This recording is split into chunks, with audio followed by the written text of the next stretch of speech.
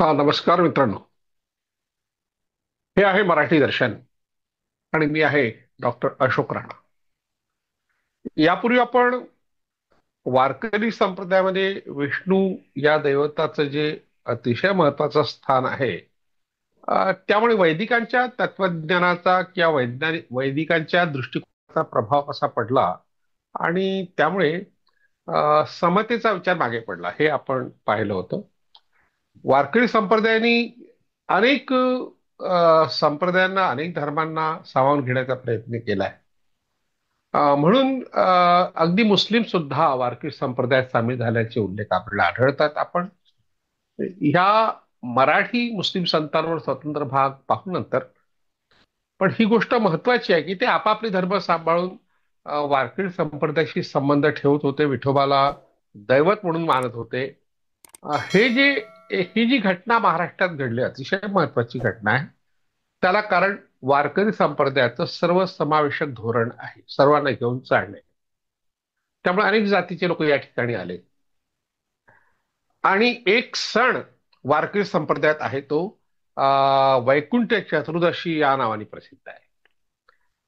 वैकुंठ चतुर्दशीला हरिहर भेट असं सुद्धा म्हणतात.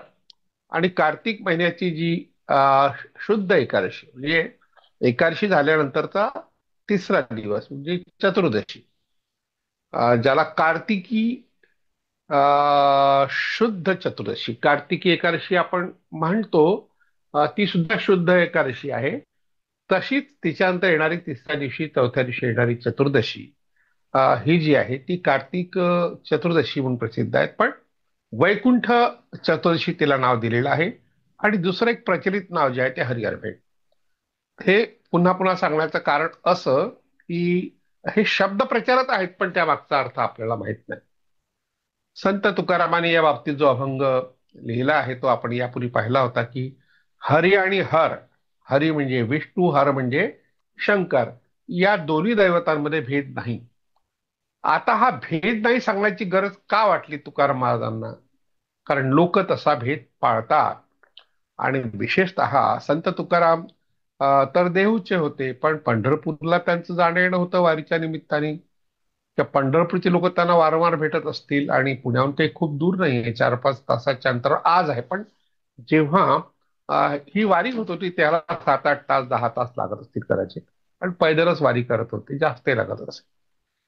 तर अशा तऱ्हेने पंढरपूरच्या लोकांमध्ये किंवा आसपास सोलापूर जिल्ह्यातल्या अनेक ठिकाणांमध्ये आपल्याला हरिहर मूर्ती ज्या आढळतात, या हरिहर मूर्तीबद्दल आपण मागच्या वेळी माहिती पाहिली होती की वडवळ नागनाथ हे नागेश संप्रदायाचं जे अतिशय महत्वाचं केंद्र आहे, पंढरपूर सोलापूर रस्त्यावर जे मोहोळ गाव आहे, त्या मोहोळ गावून काही अंतरावर असलेलं. मी साधारणतः 15 वर्षांपूर्वी 2000 मध्ये, 2010 मध्ये हे ठिकाण पाहिलं.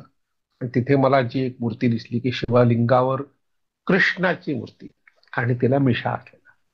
आणि त्याच्या आधी थोडस आधी, आणखी म्हणजे 20 एक वर्षापूर्वी किंवा 22 वर्षांपूर्वी माढा या गावाला मी गेलो होतो आणि तिथे शिवलिंगावर विठोबा उभा राहिलेला.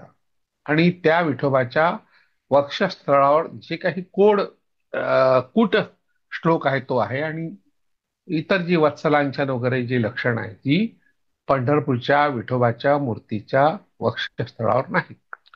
म्हणून अनेकांचं म्हणणं आहे की माढा येथील विठोबा हा खरा विठोबा आहे आणि पंढरपूरचा विठोबा नंतर बसवलेला आहे, त्यात काही लक्षणं तरी दिसत नाही. हा वादाचा मुद्दा आहे, त्यावर आपण केव्हा तरी चर्चा करू. पण या सर्व चर्चेतून एक माहिती मिळते की सोलापूर जिल्ह्यातल्या बऱ्याचशा ठिकाणी अशा मूर्ती आपल्याला आढळतात ज्यांना आपण हरिहर मूर्ती म्हणू शकतो. कारण हरिहरामध्ये भेद नाही हे सांगण्याचा प्रयत्न जेव्हा झाला 13व्या-14व्या शतकामध्ये झाला असेल तो कदाचित.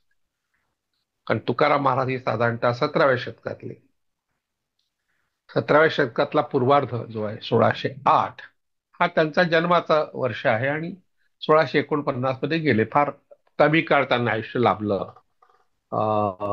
तर अशा तरी 49 वर्ष लाभलं, फार कमी लाभलं त्यांना आयुष्य. तर अशा तऱ्हेने तुकाराम महाराजांचा काळ जोपर्यंत आला तोपर्यंत हरिहरामध्ये भेद होता असं त्यांच्या अभंगातून दिसतं. कारण ते वारंवार सांगतात की एकाचे हृदय म्हणजे सगळ्यांच्या हृदयात सारखाच परमेश्वर आहे. जशी गोडी साखरेच्या कोणत्याही पदार्थामध्ये सारखीच असते. जे भेदक आहेत, भेद करणारे लोक आहेत, त्यांना कोणती गोष्ट अडवते ते म्हणजे ही वेलांटी, हरी आणि हर. वेलांटी काढली, हरी मधली वेलांटी काढली तर हर शिल्लक राहतो, वेलांटी लावली तर हरी होतो. म्हणजे अशा तरी खूप मोठा भेद हा नाही आहे. ज्याप्रमाणे आपण उजवं आणि डावं आपल्या शरीराच्या बाबतीत करू शकत नाही, तसं हे शिव आणि विष्णूच्या बाबतीत करू नये असं त्यांनी आवर्जून सांगितलंय. म्हणजे तुकारामांच्या काळापर्यंत अशा तऱ्हेने भेदभाव होत होता आणि तो होऊ नये असं त्यांना वाटत होतं. त्यासाठी हा वारकऱ्यांनी तयार केलेला जो सण आहे, या हरिहर भेटीच्या दिवशी शिवाच्या लिंगावर तुळशीची मंजिरी वाहतात, जी कृष्णाला अतिशय प्रिय आहे, आणि कृष्णाच्या डोक्यावर बेलपान वाहतात. म्हणजे आपण एकमेकांच्या दैवतांना सारखं मानावं, एकमेकांची आदान प्रदान करावं. म्हणजे ज्या तऱ्हेने परस्पर विरोधी पक्ष, राजकीय पक्ष एकत्र येतात आणि मग त्यांची चिन्ह सोबत सोबत लावतात, तसा हा प्रकार आहे. म्हणजे मी वारंवार राजकारणाचा उल्लेख यासाठी करतो की राजकारण आणि धर्मकारण हे सोबत सोबत चालतं असं आपण समजतो, पण धर्मकारणातही राजकारण असतं हे आपल्याला कळावं. राजकारणात धर्म आणू नये असं आपण फार मोठ्या उदात्त विचाराने म्हणत असलो तरी सातत्याने राजकारणात धर्म आणला गेला आहे आणि त्याचे बरे वाईट परिणाम सर्वसामान्य माणसाला भोगावे लागले आहेत. म्हणून ज्या लोकांना असं वाटतं की असं होऊ नये, सर्वसामान्य माणसांचं शोषण होऊ नये, त्यांचे हाल होऊ नये, त्यांना त्रास होऊ नये, अशा लोकांनी उदात्त विचाराची पेरणी सातत्याने केलेली आहे. तर हा जो दिवस आहे, या हरिहर भेटीचा दिवस, माझ्या दृष्टीने हा महत्वाचा दिवस यासाठी आहे कारण या दिवशी माझा जन्म झाला होता आणि म्हणून माझं मूळ नाव जे आहे ते जन्मनाव हरिहर आहे. कालांतराने माझ्या मोठ्या भावाला अशोक कुमारचा एक सिनेमा आवडला आणि त्यांनी अशोक हे नाव मला दिलं. पण माझ्या काही मित्रांनी ह्या हरिहर नावाची उजळणी करावी, ते नाव पुन्हा वापरावं यासाठी आग्रह केला होता, पण ते पुढे शक्य झालं नाही. कागदोपत्री ते नाव होतं. पण जेव्हा मी कीर्तन करतो तर त्या काळामध्ये मात्र हरिहर हे नाव मी वापरत होतो. मला हे आवडत होतं त्याला कारण एक की हा भेदभाव नष्ट व्हावा. याविषयी एक फार मोठे अभ्यासक ऋग्वेदी नावाचे एक मोठे विद्वान होऊन गेले. ते पु ल देशपांडेंचे आजोबा की मामा होते असं म्हणतात. तर त्यांनी आर्यांच्या सणांचा प्राचीन व अर्वाचीन इतिहास नावाचा एक ग्रंथ 1916 मध्ये लिहिला. म्हणजे 100 वर्षापूर्वी, साधारणतः 100 वर्ष होती आता त्याला, बराच मोठा काळ होतो. तर या ग्रंथामध्ये, आता या ग्रंथाचं शीर्षक असं आहे की सगळे सण आर्यांचे आहेत आणि अर्वाचीन असो की प्राचीन असो, हे ठासून त्यात त्यांनी सांगितलं आहे. आर्य आणि अनार्य या दोन शब्दांचा जो अर्थ आहे, दोन विशिष्ट प्रकारचे वंश आहेत असं गृहीत धरून हे दोन शब्द वापरण्यात येतात. पण वंशशास्त्र दृष्ट्या आता वंशशास्त्र हेच कालबाह्य झालाय, म्हणून मानव वंशशास्त्र या शब्दाचं आताच जे उच्चारण आहे ते मानवशास्त्र असं आहे, त्याला अँथ्रोपॉलॉजी आपण म्हणतो. कारण माणसांमध्ये होणारे भेद हे भौगोलिक कारणांनी, हवामानाच्या बदलामुळे अनेक कारणांनी झालेले आहेत. त्या कारणांची चर्चा मानवशास्त्रज्ञांनी केलेली आहे. तर आर्य आणि अनार्य हे काही वांशिक भेद नाही. आर्य हा भाषा, एक आर्य भाषा नावाचा एक भाषांचा जो गट आहे, ज्याला भाषा वैज्ञानिकांनी भाषा परिवार ही संज्ञा देऊन एक गट पाडला, त्याला आर्य भाषा गट म्हणतात किंवा भारतीय भाषा म्हणतात की इंडो एरियानी भाषा म्हणतात. हा एक स्वतंत्र अभ्यासाचा विषय, त्यावर केव्हा तरी आपण चर्चा करू, तो आजचा विषय नाही. पण हा भाषिक गट आहे एवढं आपण लक्षात घ्यावं. आणि अनार्य म्हणून ज्या भाषिक गटाचा उल्लेख येतो त्यात द्रविड भाषा प्रामुख्याने येते. ही दक्षिण भारतात आजही 4 राज्यामध्ये बोलली जाते. इतरही काही भाषा आहेत त्या अनेक गटामध्ये मोडल्या गेल्या आहेत. तर 1916 मधलं हे पुस्तक त्या अर्थाने कालबाह्य यासाठी होतं का त्यात त्यांचा दृष्टिकोन आर्य संस्कृतीच्या वर्चस्वाचा दृष्टिकोन आहे. 1919 ते 22 या दरम्यान जी काही उत्खनन झाली सिंधू संस्कृतीची, त्यामध्ये आर्यांच्याही पूर्वी, वैदिकांच्याही पूर्वी भारतात एक अतिशय प्रगत अशी एक संस्कृती होती. ही सिद्ध झाल्यामुळे आर्यांचं श्रेष्ठत्व हा विषय मागे पडला. आता ही जी माहिती देतात आपले ऋग्वेदी ती आपण थोडीशी पाहू. कारण त्यांनी हरिहर भेट या ज्या सणाचं जे काही महत्व आहे किंवा त्याची ऐतिहासिक माहिती आहे ती देताना त्यावर भाष्य सुद्धा केलंय, अतिशय परखड भाष्य केलंय. ते असं म्हणतात, सनत कुमार संहितेत अशी एक कथा सांगितली आहे की श्री विष्णू वैकुंठाहून काशी क्षेत्री आला व त्याने मणिकर्णिकेत स्नान करून काशी विश्वेश्वरास सहस्र कमळे वाहण्याचा संकल्प केला. म्हणजे विष्णू आपलं वैकुंठाचं जे ठिकाण आहे, राजधानीचं ठिकाण, ते सोडून काशीला आला. आता वैकुंठ नावाचं ठिकाण आज राजस्थानमध्ये आहे. आपण वैकुंठ कुठेतरी आकाशात वगैरे शोधायचं काही कारण नाही, भारतातच आहे. आणि वाराणसीलाच आता बनारस हे जे नाव आहे इंग्रजाच्या काळात पडलेलं, त्याला आता वाराणसी म्हणतात. आणि वाराणसी त्याचं मूळ नाव आहे, त्याला काशी सुद्धा म्हणतात पुराणामध्ये. आणि आजही काशी शब्द प्रचारात आहे. शिवाचं अतिशय महत्वाचं स्थान त्या ठिकाणी. हजार कमळ अर्पण करण्याकरता विष्णू आला. छान कथा आहे. आता ही पूजा सुरू होती, विष्णूंनी शंकराची पूजा सुरू केली आणि तो हजार कमळ पूर्ण करेल म्हणजे तो त्याचा श्रेष्ठत्व वाढेल, त्याचा प्रभाव वाढेल, या भीतीमुळे शंकराने त्यातलं एक कमळाचं फूल बाजूला केलं.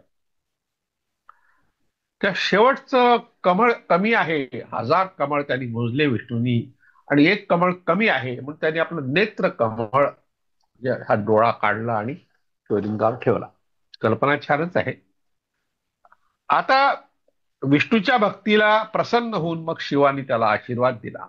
चक्रायुध, हे चक्र तुम्हाला विष्णूच्या गळ्या हातात दिसतं, ते शंकराने दिलंय असं शैव संप्रदायाच्या लोकांना सांगायचं आहे, म्हणून त्यांनी अशा तऱ्हेने ही कथा तयार केली. आणि मग हे एकत्र आले, शिव आणि विष्णू यांचं भांडण संपलं आणि मग ते एकत्र आले म्हणून वैकुंठ चतुर्दशी हे व्रत तयार झालं, असं या ठिकाणी ऋग्वेदी म्हणतात.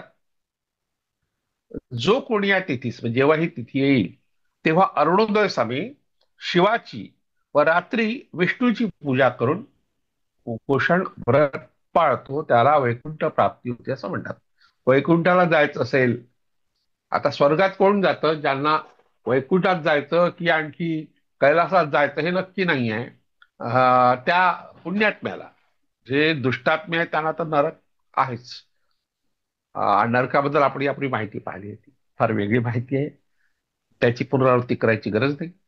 पण एक लक्षात घ्या की शिवाचे पूजक हे कैलासाला जातात, पण त्यांच्या नावाच्या आधी ते मरण पावल्यावर कैलासवासी असं लिहिलं जातं. म्हणजे ते केले, आता पोचून दिले त्यांना कोणीतरी कैलासाच्या शिवभक्तांनी. आणि जे विष्णूचे भक्त आहेत ते वैकुंठवासी होतात, म्हणून त्यांच्या नावाच्या आधी वैकुंठवासी असं लिहिण्याची एक पद्धत आपल्याकडे आहे. आणि जे शिवाचे आहे की विष्णूचे आहे माहीत नाही, त्यांच्यासाठी स्वर्गवासी हा सर्वसामान्य शब्द आहे. आता या स्वर्गाच्या कल्पनेचा आणि मरणोत्तर जीवनाच्या कल्पनेचा प्रभाव ख्रिस्ती आणि मुस्लिम धर्मावर सुद्धा झालाय आणि बौद्ध धर्मावर सुद्धा झालाय. अगदी बौद्ध व्यक्ती मरण पावली तर त्याच्या नावाच्या आधी बुद्धवासी लिहितात. वास्तविक बुद्धांनी स्वर्ग नरक पुनर्जन्माची संकल्पना, परलोकाची संकल्पना स्पष्टपणे नाकारली असताना सुद्धा हिंदूंच्या ह्या प्रचलित संकल्पनेचा प्रभाव त्यांच्यावर आहे. आणि ख्रिस्ती आणि इस्लामी लोकांचा तर निर्णयच लागला नाही अजून 2000 वर्षापासून. त्यांचे जे आत्मे आहेत ते त्या कबरीमध्ये किंवा दर्ग्यामध्ये, आपल्या ग्रेवयार्ड, ख्रिश्चनांचं ग्रेवयार्ड आणि मुस्लिमांची कब्रस्तान, त्या ठिकाणी वाट पाहत आहेत केव्हा तरी आम्हाला न्याय मिळेल. आणि तो न्याय कसा मिळेल हे नक्की माहित नाही, स्वर्गात जायला मिळेल किंवा नरकात जायला मिळेल, त्याचा निकालच लागायचा आहे. पण तो हिंदूंच्या प्रभावाखाली लागलाय. ख्रिस्ती व्यक्ती मरण पावली की ख्रिस्तवासी लिहितात आणि मुस्लिम व्यक्ती मरण पावली की पैगंबरवासी लिहितात. आता हे का लिहितात आपल्याला माहित नाही, म्हणून हे सगळं स्पष्टीकरण या ठिकाणी केलं. तर अशा तऱ्हेने वैकुंठ चतुर्दशी व्रत जो करतो त्याला वैकुंठ मिळतो. आता या व्रतासंबंधीची एक रूढी सांगितली आहे ऋग्वेदीने. ते असं म्हणतात, फक्त जुन्या मताच्या भाविक स्त्रिया तेवढ्या हे व्रत करतात, बाकी लोक व्रत करत नाही.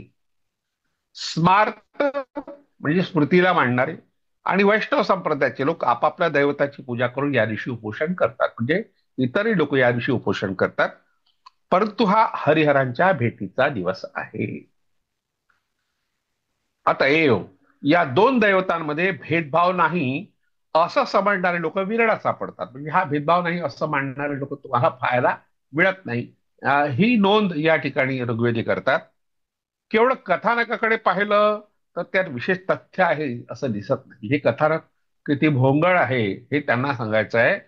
कारण शिवाने कमळ लपवणे म्हणजे हा पोरकटपणा आहे ना, की त्याचीच पूजा करायला विष्णू आला आणि त्या पूजेत व्यत्यय यावा म्हणून शिवानी कमळ लपून ठेवणं हा पोरकटपणाच आहे. आणि विष्णूने डोळा उपटून देवाला वाढ हे कसं शक्य आहे? डोळा असा काढता येत नाही ना हाताने. पण तो बऱ्याच ठिकाणी अशा गोष्टी येतात. अशा गोष्टी तुम्हाला आढळतात. अशी मिथक आढळतात की एखाद्याने क्षीर कमळ अर्पण केलं कसं शक्य आहे? क्षीर कापल्यानंतर माणूस जिवंत राहतो काय? आणि समजा काही काळ जिवंत राहिला असेल तर त्याला ते अर्पण करण्याकरता डोळेच नाही ना. आणि मग ते शिर हातात कसा घेईल आणि देईल कसा? म्हणजे असा काही विचार धार्मिक लोक करत नाही. श्रद्धाशील अंतःकरणाने जे त्या सगळ्या कथांकडे पाहतात ते लोक असा काही विचार करत. आता ही कथा जशीच्या तशी कीर्तनकार प्रवचनकार सांगतात. तेव्हा जे भाविक आहेत ते असे आ वासून अगदी मेंदूला काहीतरी विचार करण्याची शक्ती आहे हे विसरून त्या मेंदूची किल्ली फेकून देतात अरबी समुद्रात आणि बिंडोकपणे त्या सगळ्या गोष्टींचा स्वीकार करतात. म्हणून त्यावर भाष्य केल्या ऋग्वेदीन ते असं म्हणतात, या सर्व गोष्टी पंचतंत्राप्रमाणे पंचतंत्रात ज्या गोष्टी असतात चमत्कारिक तशा गोष्टी आहेत. अशा कथानकावरून ईश्वरासंबंधाने पूज्यत्व भाव वाढण्याचा संभव नाही. यांनी खूप आपल्याला श्रद्धा वाढेल असे नाहीये. मूलतः पुराणकारांनी शिव व विष्णू यांच्या संबंधाने अनेक गोष्टी उत्पन्न करून आपल्या प्रिय देवतेचे प्रस्थ वाढवण्याचा प्रयत्न केला. याचा हा परिणाम झाला. म्हणजे शिवाच्या उपासकांनी शैव पुराणं लिहिली आणि विष्णूच्या उपासकांनी किंवा पुराणकारांनी पुराणिकांनी विष्णूच्या संबंधातली पुराणं लिहिली आणि आपापल्या दैवताचं महत्व वाढवलं. वैष्णव व शैव हे परस्परांचे दर्शन घेण्यास नाके मुरडतात. 100 वर्षापूर्वी काय स्थिती होती आपल्या महाराष्ट्रात त्याचं वर्णन ते करतात. खाण्यापिण्याच्या पदार्थावर एकमेकांची नजर पडली तर पदार्थ देखील भ्रष्ट झाले असे समजणारे वीर शैव व वीर वैष्णव, जसे वीर शैव आहेत तसे वीर वैष्णव सुद्धा आहेत. लिंगायत सुद्धा ज्यांच्या गळ्यात लिंग नाही अशांची नजर आपल्या अन्न पाण्यावर पडू देत नाही. लिंगायत धर्मातला जो उदात्त विचार तो मागे पडला आणि परस्परांचा द्वेष आणि त्यामुळे निर्माण झालेल्या अशा विकृत भावना मात्र आहेत. आणखी पुढे सांगतात, शैव ग्रंथ शक्ती पूजा करावी म्हणतात. तर शैव आणि शक्ती, शक्ती म्हणजे पार्वतीला मांडणारा किंवा मातृदेवतांना मांडणारा वर्ग हे थोडेसे जवळचे आहेत. शंकर पार्वती पती पत्नी आहेत असं आपल्याला पुराणांनी सांगितलंय. वास्तविक ते स्वतंत्र संप्रदाय आहेत. तर अशा तऱ्हेने शक्तीचं महत्व सांगणारे शैव ग्रंथ आहेत. तर वैष्णव ग्रंथात शाक्तास धर्मभ्रष्ट मानावे असे सांगितले आहे. ते शाक्त संप्रदायाचे लोक आहेत ते धर्मभ्रष्ट आहेत असं वैष्णव ग्रंथ सांगतात. भागवत एकादशी किंवा स्मार्त एकादशी, पिष्ट पशु किंवा प्रत्यक्ष पशु, विधवा केशवपन किंवा विधवा केशधारण, समुद्रयान करावे किंवा करू नये असे या संबंधी वगैरे संबंधाने जाज्वल्य मतभेद आहे. म्हणजे सगळ्या पुराणांनी किंवा धर्मशास्त्रकारांनी आपापली वेगळी मतं सांगितली आहेत. त्यात मतैक्य नाही. एक गोपीचंदन व तुलसी माला याचं महत्व सांगतो, तर दुसरा भस्मधारण रुद्राक्षमाला याची महती गातो. अशा तऱ्हेने शैव आणि वैष्णव ह्या दोन संप्रदायाच्या लोकांच्या पूजा पद्धती वेगळ्या आहे, वागण्याच्या पद्धती वेगळ्या आहे, विचार करण्याच्या पद्धती सुद्धा वेगळ्या आहे. हे आवर्जून ऋग्वेदींनी या ठिकाणी नोंदवलं आहे. आता 100 वर्षापूर्वी जी स्थिती होती त्याचं वर्णन आपल्याला दिसतं. आज काय परिस्थिती आहे आपण पाहता ते काही सांगण्याची गरज नाही. वारकरी संप्रदाय हा वैष्णव संप्रदाय असला तरी शिवालाही या संप्रदायात पूजनीय मानलं गेलं आहे. विठोबा हे दैवत शैव संप्रदायाचं आहे आणि पंढरपूर हे शैव क्षेत्र असल्याचं अजूनही काही लोक मानतात. काशी संकाय हे फार मोठे विद्वान होते, आळंदीला राहायचे, त्यांनी यावर पुस्तकच लिहिलं आहे. वारकरी संप्रदायाने मात्र हे भांडणं संपवण्याचा प्रयत्न केलाय. त्या विठोबा सर्वांचा देव झालाय, तो विशिष्ट संप्रदायाचा आज राहिला नाही. आणि ज्या परिसरात हा संप्रदाय वारकरी संप्रदाय वाढला तिथे शैव संप्रदाय होताच आणि हा संघर्ष टोकाचा होता. त्यामुळे या कथा तयार झाल्या, समन्वयाच्या कथा सुद्धा तयार झाल्या.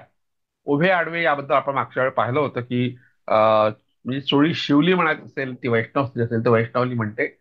मंगळवेढा या तालुक्यातली गोष्ट आपण सांगितली होती. आणि शैव सुद्धा विष्णूचं नाव येणार नाही किंवा विष्णूच्या उपासकांचं दर्शन होणार नाही, अशा प्रकारचे प्रयत्न लोक करत होते. म्हणून त्याला उभे आणि आडवे हे जे दोन शब्द सोलापूर जिल्ह्यात प्रसिद्ध आहे आजही, आजच्याही परिस्थितीत. त्यामुळे हा भेदभाव मनात आहे, दाखवायचा नाही पण मनात आहे.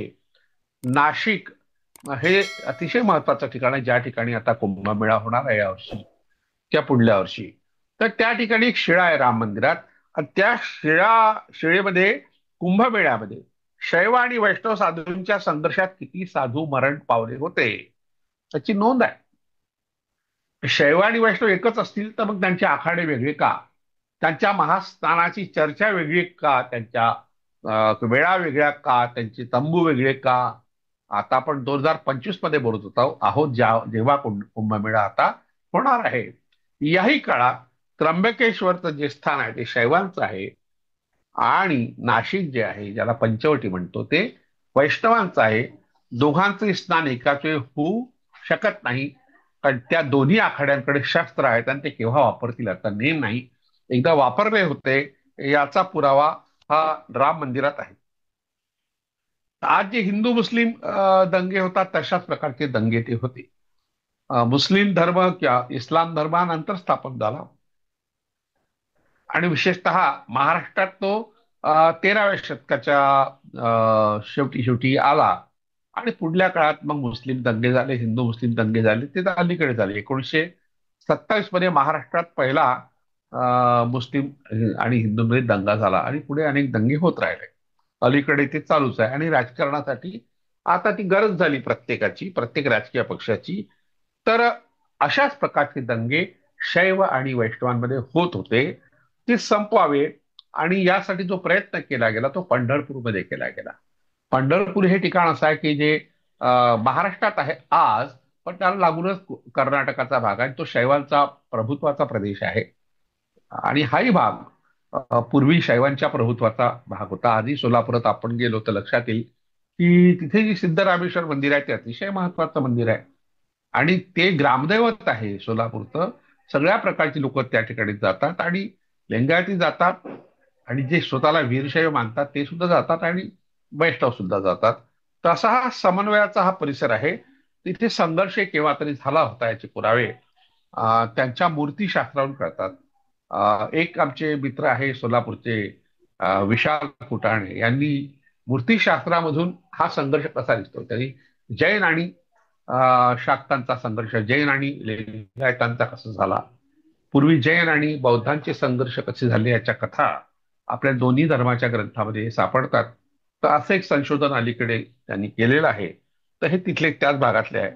आता विष्णूचं महत्व का वाढलं? कारण गुप्त राजे जे होते 4थ्या शतकामध्ये, मगधचे प्रमुख राजे झाले, त्यांनी विष्णूला आपलं दैवत मानलं, आणि त्यामुळे वैष्णव संप्रदाय वाढला. याच काळामध्ये आळवार नावाचे जे संत होते ते दक्षिण भारतात विष्णूचे पूजक होते, नव्हते असं नाही. म्हणजे दक्षिणेतही विष्णूचे पूजक होते, पण गुप्त राजांनी त्याला राजाश्रय दिल्यामुळे वैष्णव संप्रदाय वाढला. आणि मग काही ठिकाणी त्यांनी शैव लोकांवर कुरघोडी करायचा प्रयत्न केला, त्यातून संघर्ष सुरू झाला, आणि त्या भांडणातून अनेकांचे जीव गेले, प्राण गेले. त्यामुळे मगध म्हणजे आजच्या बिहारच्या भागाला शैव वैष्णव संघर्षाची भूमी म्हणून काही लोकांनी मानलाय, अभ्यासकांनी मानलाय.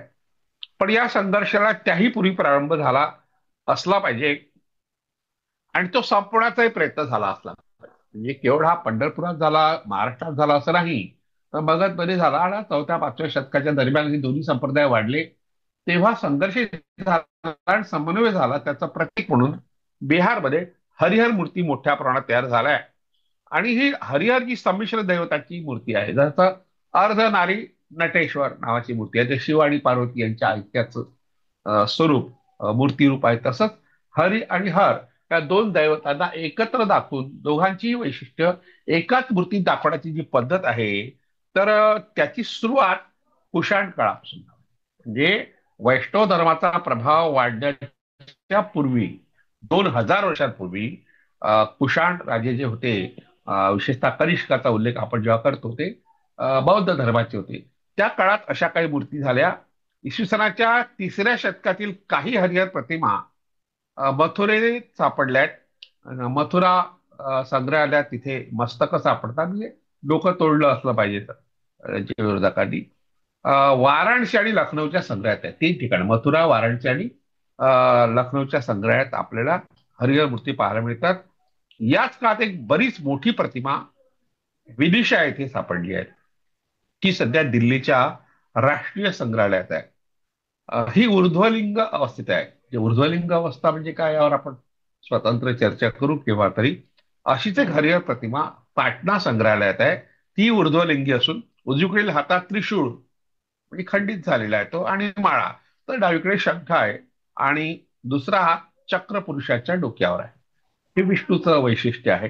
शिव आणि विष्णू या दैवतांच्या अनुयायांमधील समेट्याची आठवण करून देणारी हरिहर क्षेत्र ही निर्माण झाली आहे. मी सुद्धा इंदौरच्या संग्रहालयामध्ये, वस्तू संग्रहालयामध्ये, त्यानंतर मग रायपूरच्या पुरातत्व संग्रहालयामध्ये सुद्धा हरिहर मूर्ती पाहिल्या. म्हणजे मध्य भारतात आणि आजच्या छत्तीसगड मध्ये सुद्धा अशा तऱ्हेच्या मूर्ती आहेत.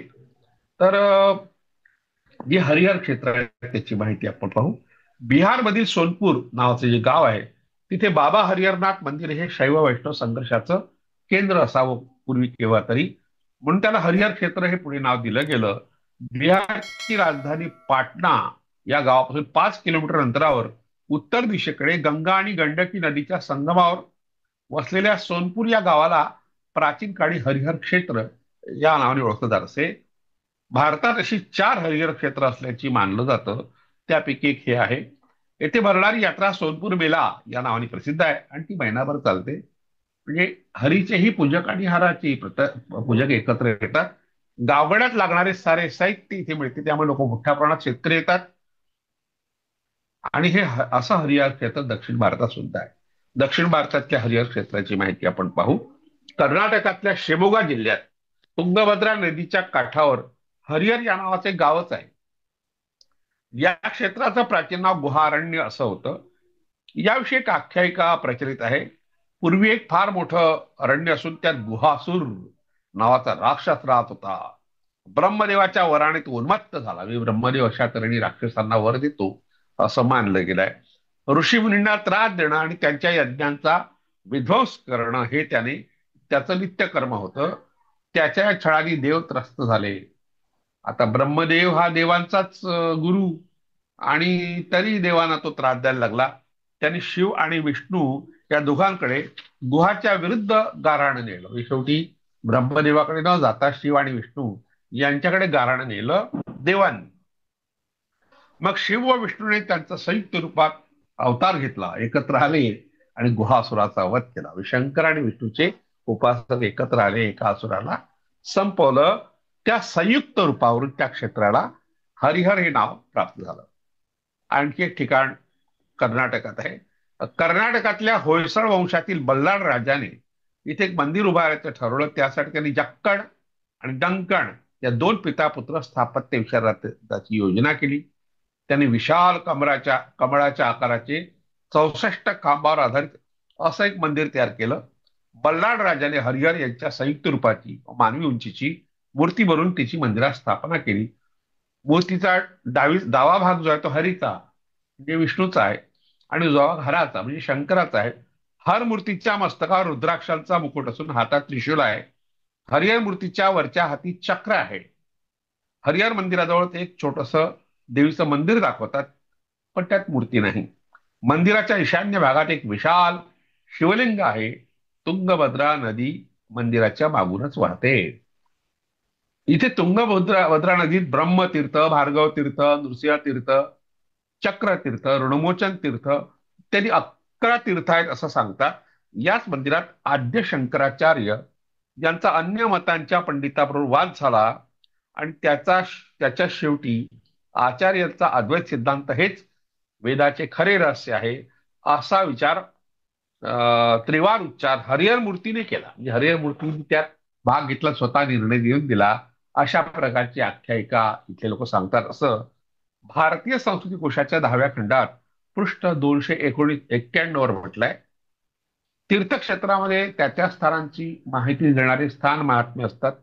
त्या पुराणांच्या धाटणीच्या असतात. पुराण जे आतरणिक रंगवून सांगतात एखादी कथा, काल्पनिक असते ती आणि बरीचशी खोटी असते. तशाच प्रकारचं स्थळ महात्म्य असतं. त्यात मिथकांची पेरणी जाणीवपूर्वक केली जाते. परंपरेने आलेल्या चमत्कारिक कथा आणि तीर्थांचं महत्व वाढतं. पण वास्तवाशी फारकत घेतलेल्या या कथांनी इतिहासाचा पार चोळामोळा केला असतो. म्हणजे इतिहास त्यात मुळीच नसतो बरेचदा. तसं याही कथेत झालं, जी कथा आपण यापूर्वी पाहिली. दक्षिण भारतातील लोकांनी विष्णू या उत्तरेकडील दैवताचा केलेला स्वीकार एवढं सत्य यातून सूचित होतं. जे पूर्णतः मिथक खोटं नसतं, त्यातून काहीतरी सांगितलं असतं, ते आपल्याला शोधायचं असतं. सत्य काय आहे? विष्णू हा उत्तर भारतातला देव दक्षिण भारतातल्या लोकांनी स्वीकारला. त्यामुळे एक नवीन दैवत उदयाला आलं. त्याची आराधना करण्याकरता नव्या मूर्तीची गरज निर्माण झाली आणि प्रतिभावंत कलावंत आणि धर्मशास्त्रज्ञ यांनी एकत्र येऊन हरिहर या नव्या दैवताचं निर्माण केलं आणि त्यावरून मूर्ती त्या सुद्धा तयार झाल्या. अशा हरिहर मूर्ती कशा प्रकारच्या आहेत ती माहिती आपण पाहू. शैव वैष्णवातला सांप्रदायिक संघर्ष कमी व्हावा आणि उभय पंथात सामंजस्य निर्माण व्हावं या हेतूने हरिहर या संयुक्त मूर्तीची कल्पना निघाली असं सांगून पंडित महादेव शास्त्री जोशी याच खंडात 291 पृष्ठावर म्हणतात, तत्वतः हरी आणि हर यांच्यामध्ये कोणताही भेद नाही. शास्त्रकारी तसा भेद मानित नाही. अज्ञानामुळे सांप्रदायिकांमध्ये ही भेदबुद्धी निर्माण होते. पुराणातून शिवाने केलेली विष्णुस्तुती आणि विष्णूने केलेली शिवस्तुती पाहायला मिळते. विष्णू पुराणात स्वतः विष्णू शिवाला म्हणतो, त्वया तदभयम दत्तम तदत्तमखिलम मया मत्तो भिन्नमात्मानं द्रष्टुमर्हसि शंकर योहम सत्वम जगच्चेदम सदेवासुर मानुषम अविद्यामोहितात्मानः पुरुषा भिन्न दर्शिनः. विष्णू पुराणातला हा श्लोक आहे. याचा अर्थ आहे, हे शिवा, तू जे लोकांना अभय दिलेस ते सगळे मी दिले आहे. तू मला स्वतःशी अभिन्न समज, वेगळं काही मानू नको. देव, असुर आणि मनुष्य यांनी भरलेल्या जगताच्या रूपाने जसा तू आहेस तसाच मीही आहे. अविद्येमुळे ज्यांची बुद्धी मोहात पडली आहे असेच लोक आपल्या दोघात भेद मानतात. म्हणजे अशा तऱ्हेने शैव वैष्णव संघर्षाचं जे शेवट आहे तो करण्याचा प्रयत्न विष्णू पुराणात केला आहे. स्कंद पुराण हे शैव पुराण आहे. स्कंद कार्तिकेय हा शिवाचा पुत्र मानला गेला आहे. तर त्यात शिवाने हरिहर रूप धारण केलं अशा प्रकारची कथा आहे.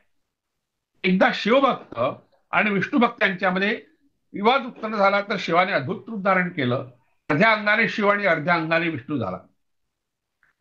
त्याच्या एका बाजूला नंदी, दुसऱ्या बाजूला गरुड उभा राहिला. म्हणजे दोघांची वाहनं एकत्र आणली त्यांनी. शिवाचा वर्ण कर्पूर गौर म्हणजे गोरा, कापरासारखा गोळा, कर्पूर गौरा भोळा नयनी विशाळा, लवथवती विक्राळा ब्रह्मांडी माळा. या शिवाच्या आरतीमध्ये त्याचं वर्णन आहे, कर्पूर गौरा भोळा नयनी विशाळ, विशाळ नेत्र असलेला. तर विष्णू हा काळ्या रंगाचा, मेघश्याम. काळा म्हटलं की बरं वाटत नाही. मेघश्याम शब्द खूपच छान आहे. श्याम म्हणजे काळा, पण किती काळा? मेघासारखा काळा. याचे काही खूप चांगला अर्थ निघत नाही, पण शब्द चांगला आहे. अशा प्रकारे शिवाने संयुक्तपणे भक्तांना एकत्वाचा बोध केला. उत्पत्ती, स्थिती आणि संहार करणारी ही संयुक्त मूर्ती अनंत असून ती संपूर्ण विश्वाचं बीज आहे. शिल्पशास्त्र जे तयार झालं आहे त्याच्यामध्ये हरिहराची संयुक्त मूर्ती कशी करावी त्याचे काही संकेत आहेत, काही तपशील आहे. त्याचा सारांश आपण पाहू. मित्रांनो, नवे पुस्तक लोकायत प्रकाशनाने प्रकाशित केलेले डॉक्टर अशोक राणा लिखित मिथक, साहित्य व संस्कृती आजच मागवा. संपर्क 8484 977899. या मूर्तीत डावं अंग विष्णूचं, विष्णूला डाव्या बाजूला ठेवलाय आणि उजवं अंग शिवाची करावी. उजव्या अंगाला नरास्थींची माळ, नर कपाळ म्हणजे मानवी कवट्या यांची माळ, मस्तकी गंगा हे शिवाचं वैशिष्ट्य, सर्पवेष्टन त्याच्या पोटाभोवती सर्पवेष्टन आणि त्रिशूल इत्यादी शिवप्रतीक असावीत. डाव्या हातात शंख, तेवढ्याच भागाच्या गळ्यात गळसरी, तिच्या खाली श्रीवत्स म्हणजे श्रीवत्स म्हणजे वासराची जी खूण आहे पायाची ती, आणि कानात मकर कुंडल आहे इत्यादी विष्णू प्रतीक असावीत. मूर्तीचे डावे अंग निळे आणि उजवे अंग गौर असावे. डाव्या अंगी गरुड आणि उजव्या अंगी नंदी असावा. अशा तऱ्हेच्या हरिहरांच्या साहित्य मूर्ती काही ठिकाणी आढळतात. काही गावांची नाव आहेत: नामकल, चिदंबरम, तिनेवेल्लू, वेल्ली, खजुराहो, नैमिषारण्य, बादामी, सोनपूर या ठिकाणी हरिहरांच्या मूर्ती आपल्याला पाहायला मिळतात. 11वे ते 12वे शतक या मूर्तीच्या निर्मितीचा काळ समजला जातो. कित्येक ठिकाणी हरिहरांची मंदिरं सुद्धा आहेत. बिहारमध्ये सापडलेली मध्ययुगीन मूर्ती दिल्ली येथील भारतीय संग्रहालयात आहे. तिचं वैशिष्ट्य असं की तिच्यात शिवाचे ऊर्ध्वलिंग दाखवलंय. होविष्क हा जो कुशाण राजा होता त्याचं दुसरं शतक आहे. त्यात हरिहराचा संयुक्त रूप प्रचलित झालं असावं. साधारणतः 1800 वर्षांपूर्वी हरिहर मूर्तीच्या निर्मितीला प्रारंभ झाला असावा, कारण त्याच्या सुवर्ण नाण्यावर हरिहर मूर्ती आहे, उठवलेली आहे. आता त्या मूर्तीचं काय वैशिष्ट्य याबद्दल दीपू जोशी हे फार मोठे मूर्तीशास्त्राचे अभ्यासक होते. त्यांचं भारतीय मूर्तीशास्त्र नावाचं पुस्तक प्रसाद प्रकाशननी प्रकाशित केलंय. या ग्रंथात त्यांनी म्हटलंय की भारतात आहे तशाच भारताबाहेरही हरिहर मूर्ती आहे. त्यांची वैशिष्ट्य त्यांनी सांगितली आहे. जावा बेट हे भारताच्या बाहेर आहे, तिथे हरिहर मूर्ती ज्या सापडल्या आहेत त्याबद्दल ते म्हणतात. शिव आणि विष्णूच्या या संयुक्त प्रतिमा इकडेही आढळतात. भारतीय परंपरेप्रमाणे हर हा उजवीकडे आणि हरी हा डावीकडे असतो, पण काही जावीय प्रतिमा क्रम उलटलेला, म्हणजे तिथे हरीला उजवं स्थान दिलं आणि डावं स्थान शिवाला दिलंय. दुसरं वैशिष्ट्य म्हणजे हरिहरांची भिन्नता ठळकपणे न दाखवता ती फक्त तोंडाची घडण आणि पोशाखात हलकेच दाखवतात. म्हणजे पुढे पुढे त्यातला भेद दाखवणं कमी झालेलं आहे. शाक्त संप्रदाय, शक्तीला मांडणारा म्हणजे देवीला मांडणारा, या संप्रदायात पुरुष दैवतांची स्त्री रूप बांधली आहे. म्हणजे एखादं दैवत पुरुष दैवत, गणपती सारखं दैवत असेल किंवा नरसिंह सारखं दैवत असेल, वरासारखं दैवत असेल, तर त्याला वाराही, नारसिंही, गणेशानी, विनायकी असं स्त्रीरूप दाखवलं जातं. हे स्वतंत्र आहे खरं म्हटलं, म्हणजे ते काही दुय्यम स्थान त्यांना नाहीये. तर तसं हरिहराचे स्त्रीरूप आढळतं. हरिहर मुला पुन्हा स्त्रीरूप दिलेलं आहे. हरिहर हे दोन्ही पुरुष आणि त्याच्या स्त्री रूपाचं आणखी वर्णन हरिशंकरी या नावाने आहे. तर ही हरिशंकरी जे आहे मूर्ती स्त्रीरूप हे भक्तपूर इथल्या आर्ट गॅलरीत आहे. समोर 3 व डोक्यावर एक मुख असलेली ही देवी, गळ्यात वनमाला, उजव्या कानात रत्नकुंडल, डाव्यात पत्रकुंडल व सध्या असलेल्या 3 हातात मुंड, एक लांब अशी वस्तू आणि कमळ घेऊन आहे. तिचा डावा उरोज उन्नत आहे, स्त्रीरूपात ती आहे. हरिहराची सुंदर आणि जुनी मूर्ती बालाजी येथे आहे. तिचा काळ 10वे ते 11वे शतक आहे. अशा प्रकारच्या मूर्ती बऱ्याच ठिकाणी शंकर नारायण नावाचं एक आणखी दैवत आहे. आणि काही चित्रात सुद्धा हरिहर मूर्ती आपल्याला दिसतात. हरिहर भेटीचा एक व्रत आणि महोत्सव हे सुद्धा आहे. तर या दैवतांमध्ये भेद करू नये असं तुकारामांनी जे सांगितलंय त्याचा परिणाम हा एका व्रतात झाला. आणि असं म्हटलं गेलं की वैकुंठ चतुर्दशी हा जो दिवस आहे त्या दिवशी शंकर विष्णूकडे येऊन त्याला कारभार सोपवतात, स्वतः कैलास पर्वतावर जातात. म्हणजे हरिहरला महत्व आलंय. तर हरिहर भेट म्हणजे विष्णू आणि शंकराची भेट होते. या दिवशी रात्री शंकराची 108 नावं घ्यावी, विष्णूची सहस्र नावे घ्यावी असं सुचवलं आहे. आता ज्या वैकुंठाबद्दल आहे, जिथे कुंठा नाही, कोणत्याही प्रकारची चिंता नाही, शंका नाही, त्याला वैकुंठ म्हणतात. तर अशा तऱ्हेने चिंता नाहीशी करण्यासाठी वैकुंठाची संकल्पना आपण मांडली. या सगळ्या संकल्पना काल्पनिक जरी वाटत असल्या, आपण त्याला भौगोलिक सुद्धा स्थान आहे. त्या भौगोलिक स्थानाची आपण पुढल्या काळात केव्हा तरी चर्चा करू. फक्त या ठिकाणी थोडक्यात वैकुंठ चतुर्दशी हा दिवस, हरिहर भेटीचा दिवस कसा आहे तेच सांगणं एवढाच आपला उद्देश होता. बाकी कैलास, वैकुंठ आणि नरक आणि स्वर्ग यावर आपण स्वतंत्रपणे चर्चा करू. इथे थांबायला हरकत नाही असं मला वाटतं. धन्यवाद.